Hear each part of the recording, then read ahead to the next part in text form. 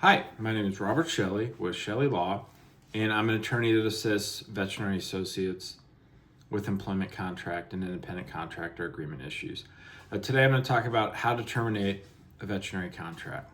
So, if you're a veterinary associate and for whatever reason you want to leave the practice, what are the things to think about when deciding to terminate the contract to make sure that you are handling everything appropriately? So, first, you need to identify what your notice period is.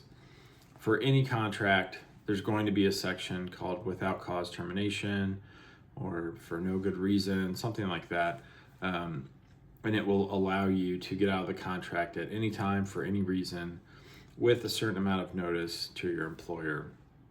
Generally, that's somewhere between 60 to 90 days. So you have to quite literally write a resignation letter that just says, per the agreement, I'm giving you my 60 days notice, and then you would have to work out the 60 days, and then you'd be free to go after that. A couple thoughts about giving notice. One, there will be a section, or at least there should be, at the end of your contract that's called notice or notices, and it's going to tell you exactly how to provide notice. So it could be they'll only accept, maybe a certified letter, or personal delivery is sometimes okay. It's pretty rare to see email, although I don't know why it wouldn't be okay. I can kind of tell the date of when the contract was written because sometimes they'll have facsimile or other things like that, which is kind of old school. Anyway, so and the reason why that's important is if you don't give effective notice, meaning if you don't follow that section, then your 60-day or 90-day clock won't start. So make certain that you find out where to send it to and then how much time you have to provide to them. Next, whether they can accelerate the date of termination and what happens payment-wise. So some contracts will state that the employer, once you give without cause termination, can accelerate your date of termination, meaning they could just say, yeah, we've had enough, you can leave now. And then in that scenario, you want to make certain that you still get paid for the time. So if you have a 60-day notice, you give notice and then they tell you to leave, you still should be paid for those 60 days.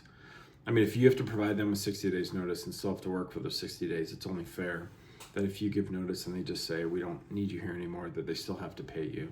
So there may be language in a contract that says they can accelerate the date of termination and not have to pay you. And so that can put the vet in a bind because they simply don't have another job lined up, or maybe they'll have to do some relief work, in the interim as they find a new position. A few more things to think about as far as termination. When you terminate the contract, a lot of the restrictive covenants will start and kick in. And when the clock starts on them will be the date of termination. So basically the last day that you provide care. And so the non-compete, it's usually for a year, maybe two. And then non-solicit, same thing. Usually most places will pair whatever length of the non-compete with the same length as the non-solicit. So it's not when you give notice, it's the date of termination, which throws a few veterinary associates off.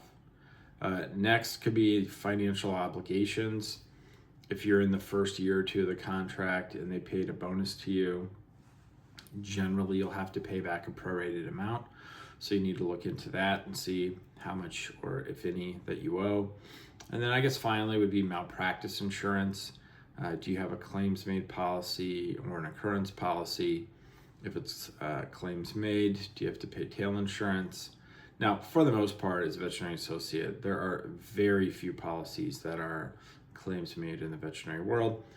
The vast majority of places use the AVMA PLIT, which is an occurrence-based policy, meaning you do not need tail insurance, but it's at least worth looking into. And then I guess the final note would be if you're paid on collections, you need to look at the language and see what happens to your compensation after the date of termination.